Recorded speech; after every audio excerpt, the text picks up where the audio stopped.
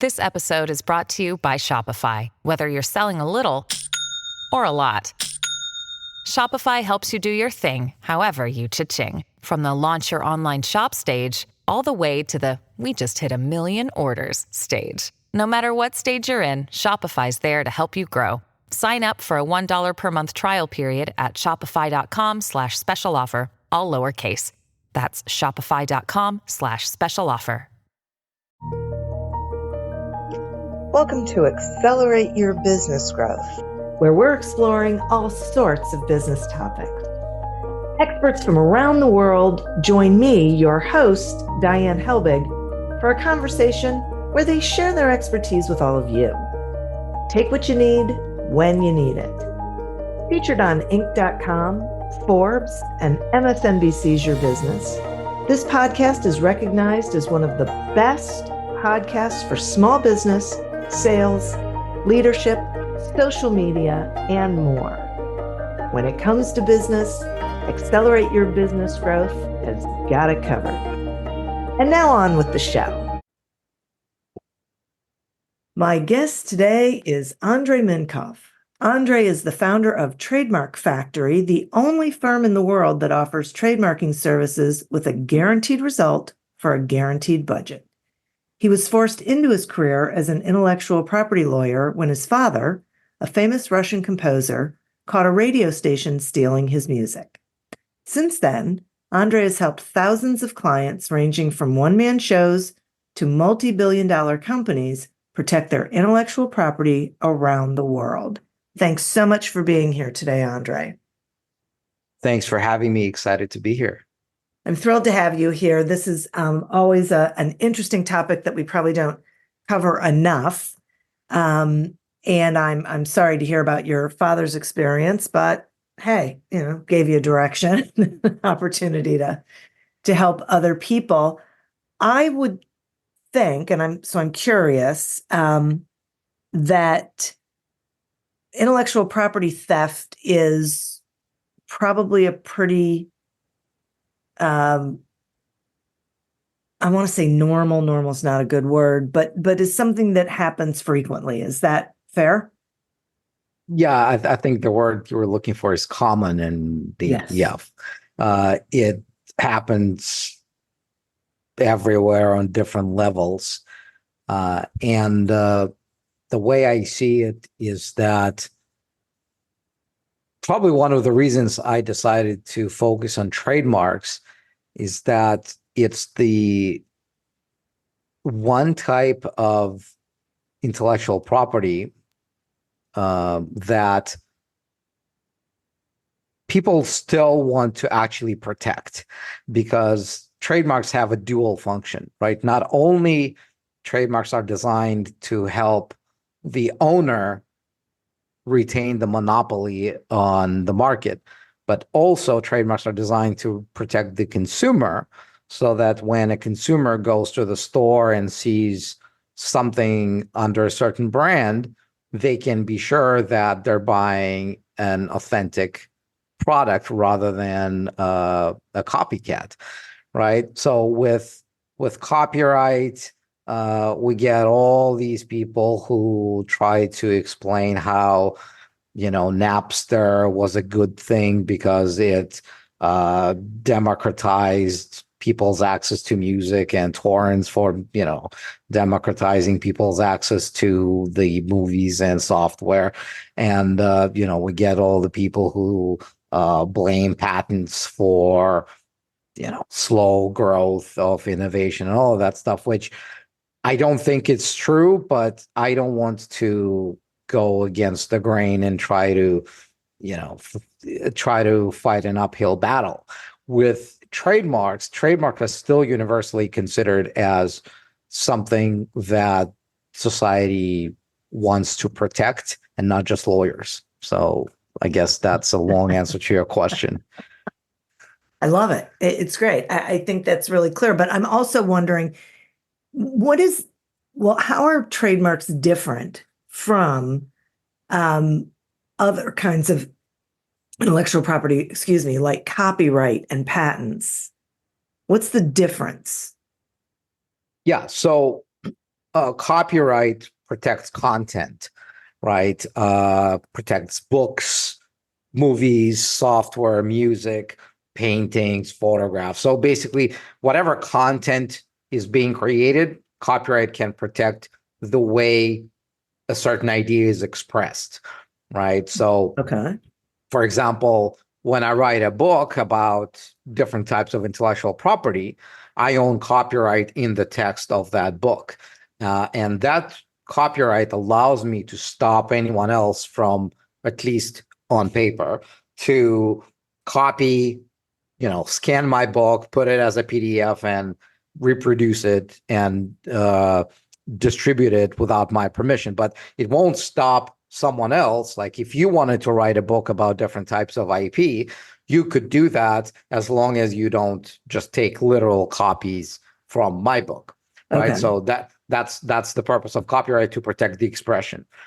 Patents protect the inventions. So if you came up with a new, novel, non-obvious invention, like a new product or a new way of doing things, then you can get a patent on that. And one of the really famous ones long time ago was the one-click patent, when Amazon came up with it, and they wanted to store the credit card in the system, right? So that the next time you go and pay, all you have to do is just log into the account and say, "Hey, I want to buy more." And then it was licensed by everyone under the sun, including Apple. And that was back then. It was revolutionary. By the time the patent expired, and patents are relatively short-lived, it became obvious to everyone. But that's the beauty of a patent, right? Trademarks, they protect brands. They protect the names, the logos, the tagline. So when you go to the store, and I'm going to give you my favorite example. You go to the store and you pass through the shelf with ketchup. The only way really for you to tell one ketchup from the other is what's on the label, right? Here you have Heinz ketchup, and you have something else, or with toothpaste, right? Sure. How do you tell one from the other? It's the same glop, but one is one company, one is the other company. So that's the function of a trademark, to allow consumers to tell identical or virtually identical or similar products and services of one company from the same or similar stuff of everyone else. So that's the trademark. That's so great. Thank you. I appreciate that. It is so much clearer to me now. So what is a business owner? How do they decide what to trademark? Are they trademarking their name? Are they trademarking their logo? Like, how do they decide what to trademark? And does every business need to trademark those things? So, all right. So there's a lot of questions here, and I'll that's all right. I'll try to figure out how to answer them one after the other. So, in terms of what to trademark, the most common types are these 5. One is the name of the business, or the personal name if you are the business. Like if you're a celebrity and you want to protect your stage name or your coach name, so name of the business. The second type would be names of your physical product. So, for example, if the name of the company is Apple, that's one thing to trademark. But names of products would be iPhone, iPad, Mac, whatever stuff they do, right? Retina display. So that's the second type. The third type would be names of your services. So if you offer services that are not physical products, that's another thing to consider. If you offer info products, if you offer courses, names of those courses could be trademarked. Like for Apple, it's iTunes. For McDonald's, it's Mac Cafe, right? The fourth type would be logos. And the importance of trademarking a logo really differs between different types of businesses. If you are a brick and mortar store that has a big sign on the highway that everyone recognizes, then it's one of the most important things to trademark, like the golden arches for McDonald's. Our one-man accounting firm in, I don't know, Cleveland, Ohio, and all you do is just service people who find out about you on BNI meetings. Probably your logo doesn't matter as much because people buy your services because they know you as a person, and then they buy from you. So really the question you ask yourself is, does the logo help me get more business? And if the answer is yes, then you do want to trademark that. And if the answer is no, then maybe not. And the last category would be your taglines. So that's your piece of marketing that if you figured out a short phrase that gets people to remember you, that gets people to want to buy from you, that's something you want to trademark. So, the perfect example would be Nike's Just Do It. Yeah. They can take a 40-cent white T-shirt, print Just Do It on it, and sell it for $50 and have a lineup of people buying it, right? Really what they've done is just monetized their monopoly on the tagline. So again, if you have a tagline that works for you, get it trademarked. If you just have a cute phrase that you're the only one who cares about, maybe it's not that important. And that brings me to your second part of the question about who needs to do it, who doesn't. Yes. I have a very simple process to help business owners figure that out. You ask yourself a few questions, a series of questions. So the first question you ask yourself is, if I'm successful with the business that I am building, assuming everything goes as well as I hope it will I still be selling these products and services that I'm currently selling or I'm planning to sell? Will I be selling them under the same brand 2-3 years from now?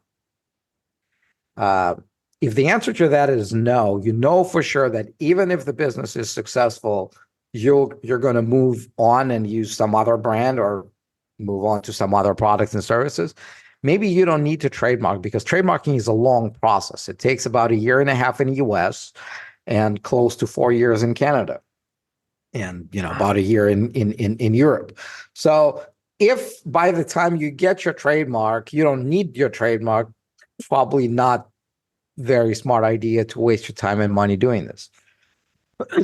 Excuse me. Assuming that you do plan to keep using the products and services 2-3 years from now,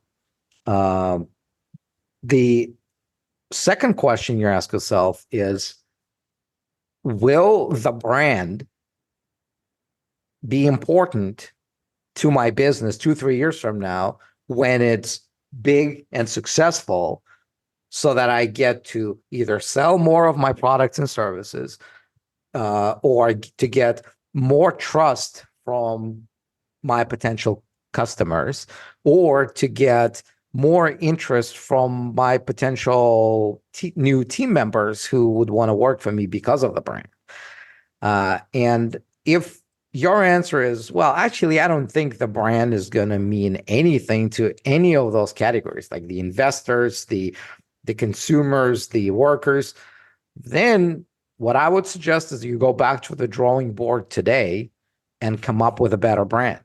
Because why would you not use the power of a brand that works for you, right? So if you know that you're going to be around for a long time and you know that the brand you've got is worthless, much better to come up with something better today.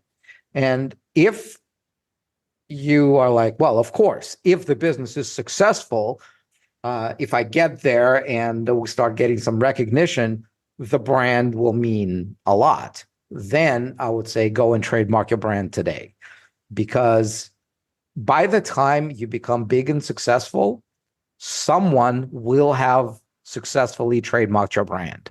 Might as well be you. Wow. Yeah. Wow. That's interesting. You do have to think about that, I guess, that if someone else is watching and seeing how great it is, they could go off and trademark it before you ever get around to it if you don't do it in a timely fashion.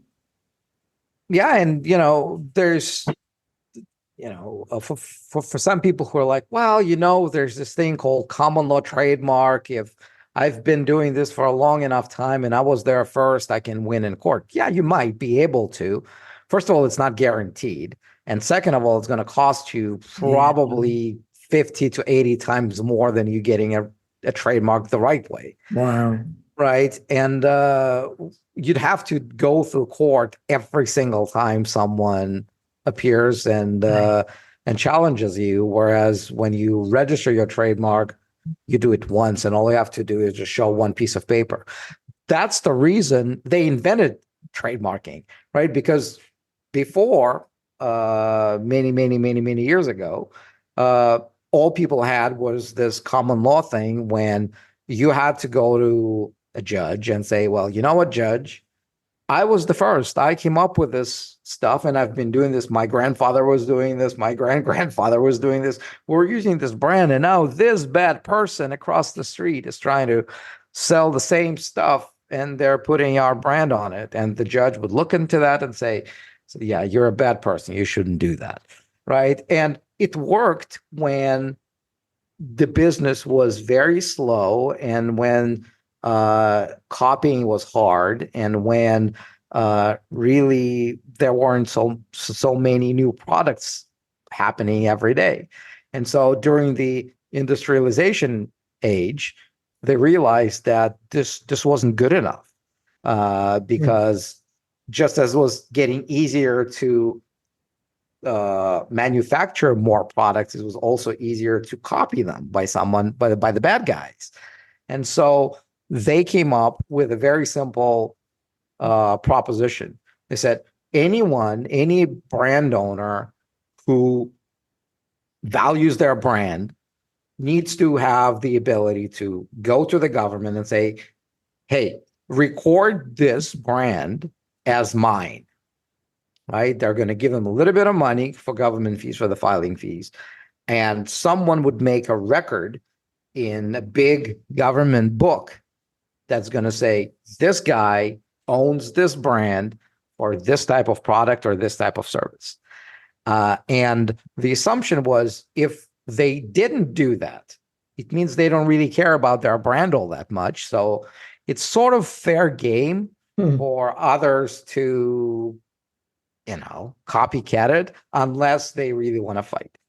And so the same approach is happening still today, right? It's a very simple process if you know what you're doing. Most people find it too detailed and too cumbersome to do it on their own, which is why firms like mine exist. But in a long scheme of things, if you know what you're doing, it's a straightforward process. You file an application, you meet all their guidelines, you dot all the I's, you cross all the T's, and sometime later the government says, yep, we've registered your trademark. Now you own it, and you can tell everyone else that they shouldn't copy you.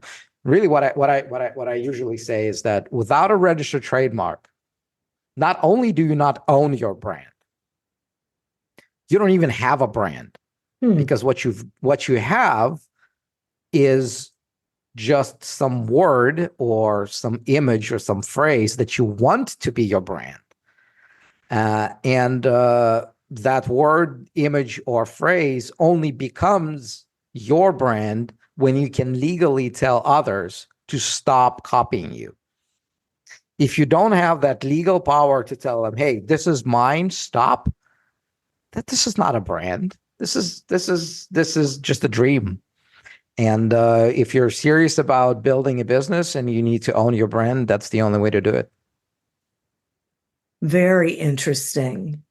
And are there, I guess I want to call them like international, can you get like an international trademark protection? Now that we live in this global economy, is there such a thing?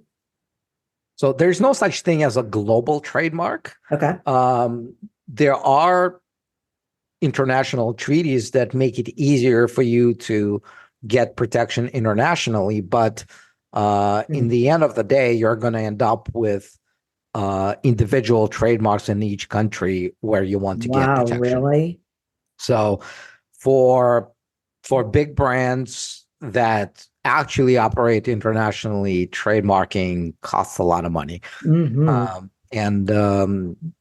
And of course, for smaller businesses, like yours and mine, and like most of our audience, I'm sure, it's always about choosing priorities and figuring out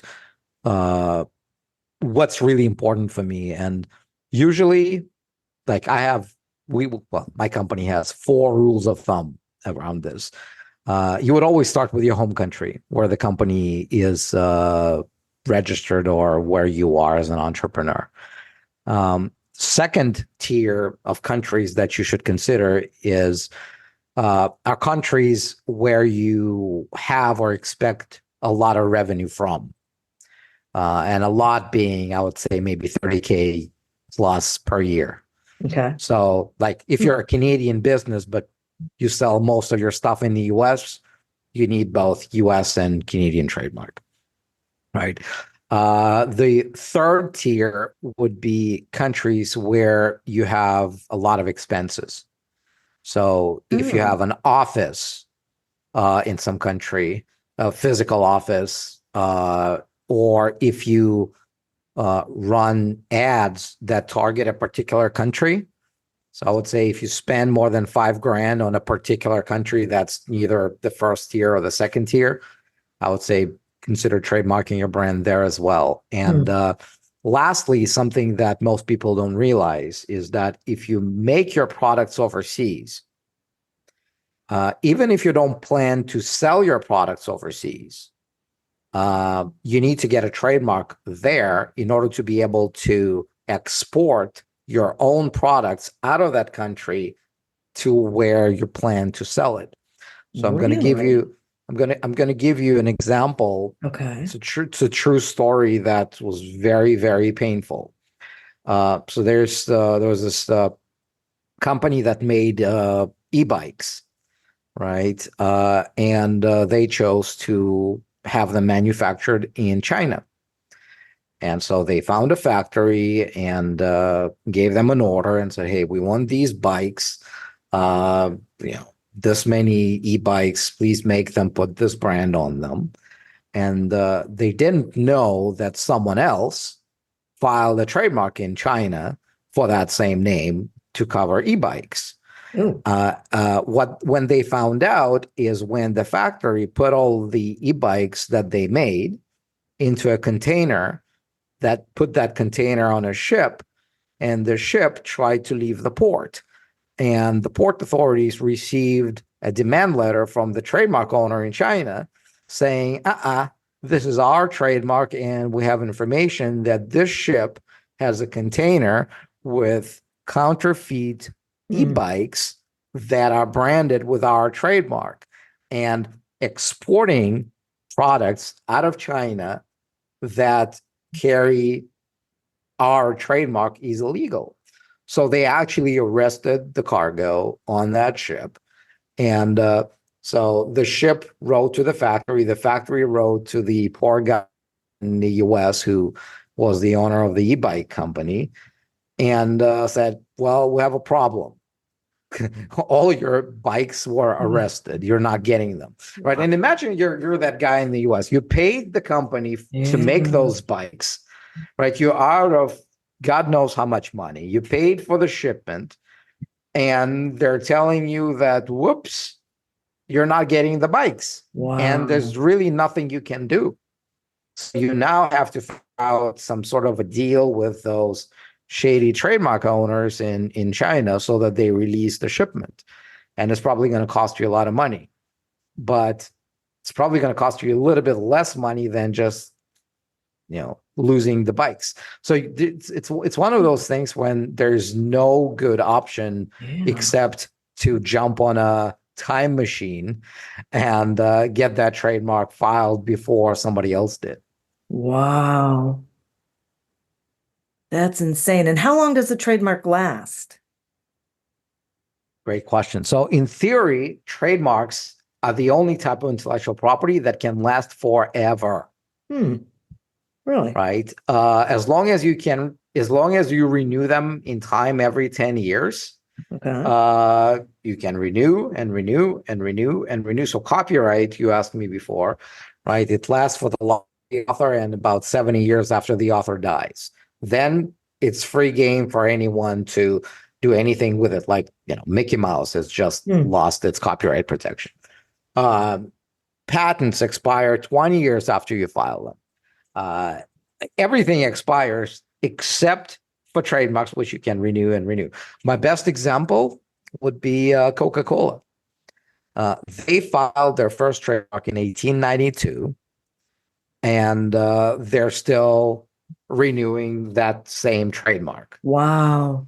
And so there are a few great kind of touches to that. 1892, when they filed their first trademark, was incidentally the year when they were selling 9 drinks a day. I call it a lemonade stand with a dream. But these guys knew that if we are planning to be serious about this and treat it as a business, not as a freaking lemonade stand, then we got to do what serious businesses do. And we got to protect what will be the most valuable part of that business, which is the brand. And so they went out and they incorporated and they got their trademark right away. And so now Coca-Cola's brand, just the brand alone, is worth over $70 billion. Wow. Right? Not their factories, not their bottles, not their recipes, not their employees, not their big contracts with everyone who distributes, none of that stuff, just the brand. And so whatever they paid to their lawyers in 1892 to get that stuff trademarked is probably their biggest return on investment. No kidding. Wow. That's insane. All right. So I have one more question for you that's sort of nagging at me, and that is, some people say that trademarks are easy to overcome because you can just change like one little thing and then it's a whole new brand, so to speak. Is that true? Legally speaking, it's bullshit. No, it's very far from true, because unlike domain names where, as you said, you can add a letter or hyphen in the middle and you have a brand new registrable domain name, trademarks operate on the idea of likelihood of confusion. So the courts and the trademarks office doesn't only look at ideas, they look at lookalikes, sound-alikes, mean-alikes, synonyms, translations to different languages. They look at words with different suffixes, prefixes. So they look at anything that regular Joe Schmo, they call it a consumer in a hurry, right?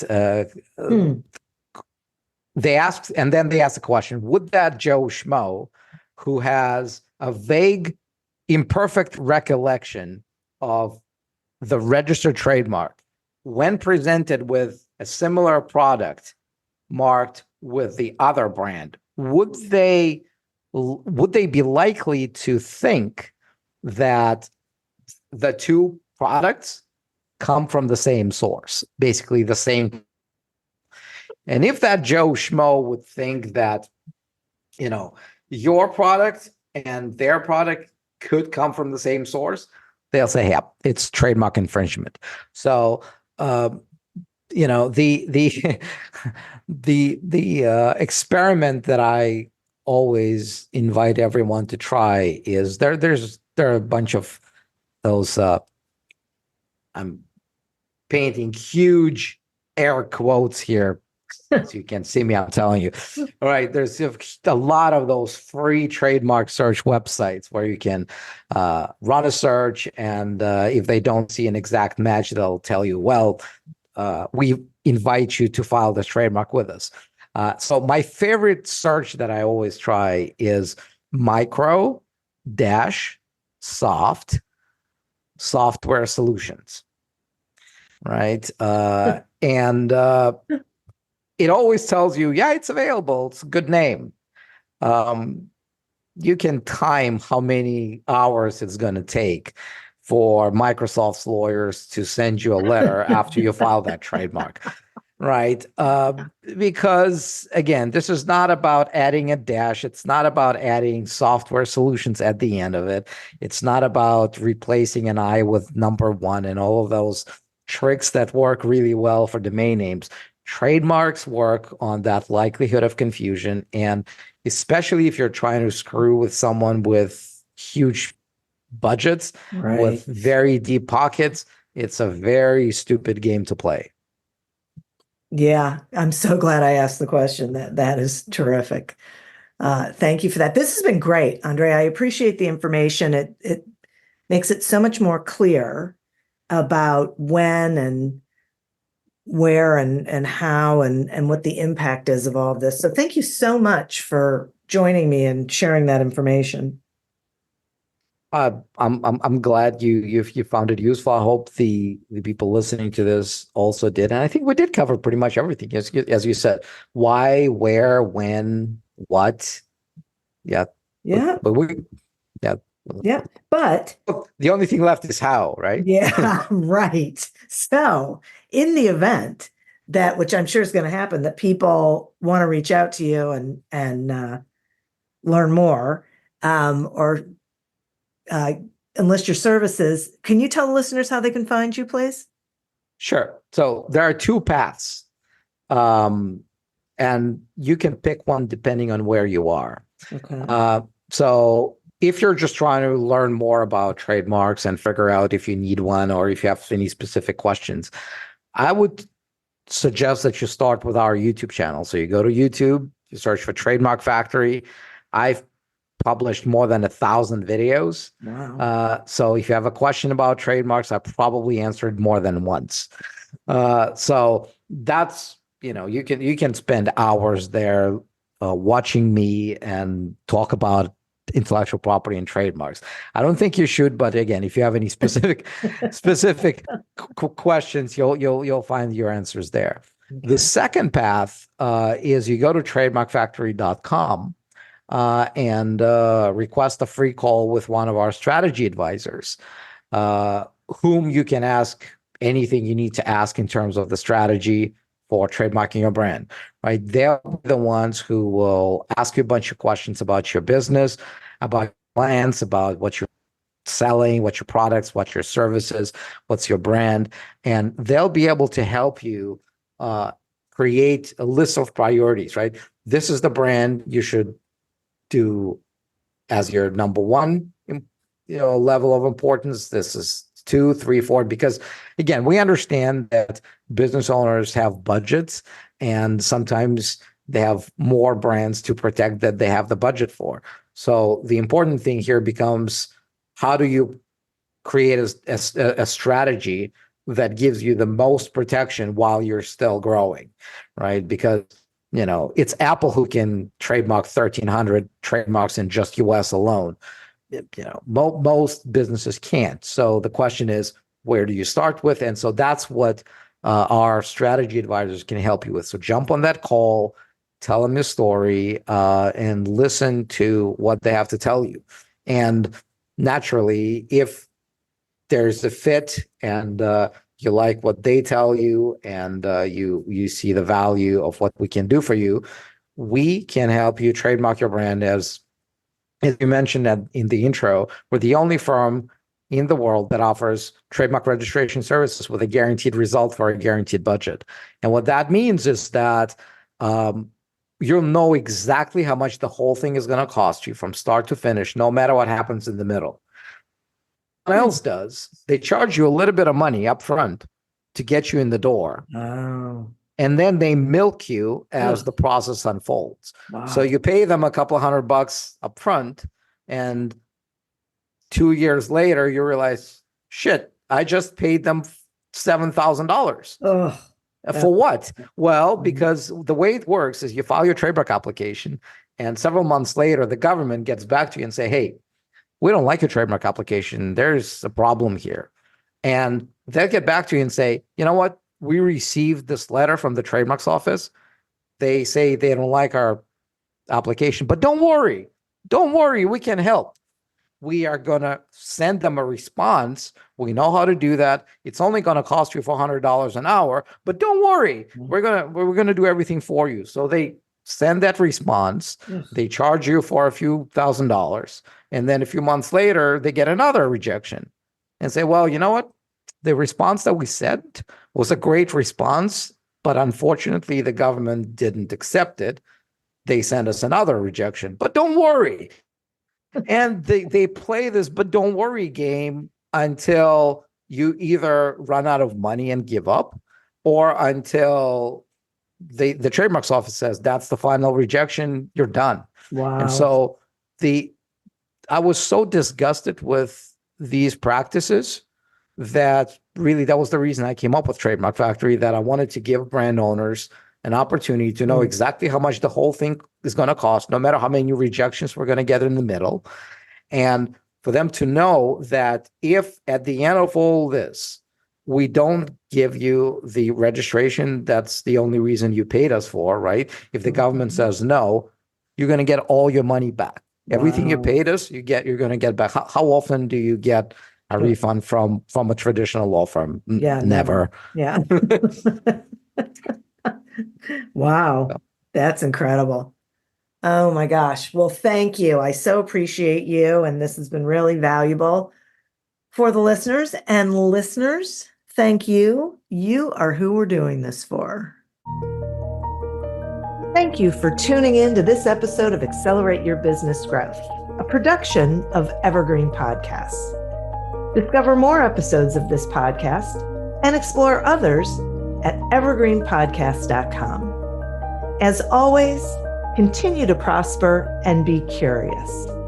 And if you're looking to get your sales strategy headed in the right direction, pick up a copy of Succeed Without Selling on Amazon or wherever books are sold.